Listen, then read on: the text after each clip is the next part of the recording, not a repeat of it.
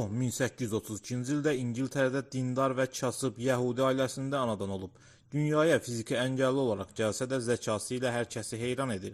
Xüsusilə dil və din öyrənməkdə istedadı var idi. 20 yaşına gəldiyində ondan çox dili bilirdi. Bunlar arasında ərəb və türk dilləri də var idi. Onun bu istedadı İngilis xüsusi xidmət orqanlarının da diqqətini çəkir. İngilis dövləti tərəfindən Şam və Məkkədə xüsusi olaraq dini təhsil alır. Şamda təhsil aldığı mədrəsədə qısa müddət ərzində müəllimliyə qədər yüksəlir. Hətta özünə cəmaət də qura bilir.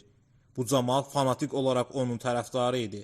Şamlı Rəşid Əfəndi adı ilə 4 il boyunca bütün Osmanlı torpaqlarını dolaşır.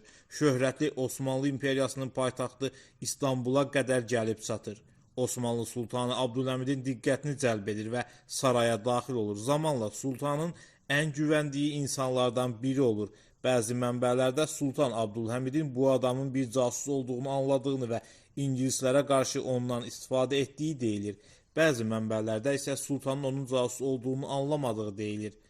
Əsl adı Rəşid Əfəndi deyil, Amberus Vamber olan bu adamın 4 il boyunca bütün Osmanlı torpağını dərviş kimi dolaşır və İngiltərə üçün casusluq fəaliyyəti göstərir.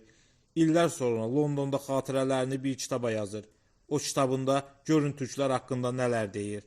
Şamlı Rəşid Əfəndi olaraq aralarına girdim. Zamanla hörmət və etibar sahibi oldum. Türklər dini və mənəvi məsələlərdə çox həssasdılar. Bu məsələlərdə kimsənin yalan danışacağına inanmazlar.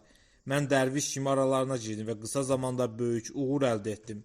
Türklərin çoxu dinlərini həqiqi mənası ilə bilməzlər. Bir-iki kəlmə din haqqında danışan başlarına imam ola bilər. Mən də belə etdim deyə Vamberi yazır.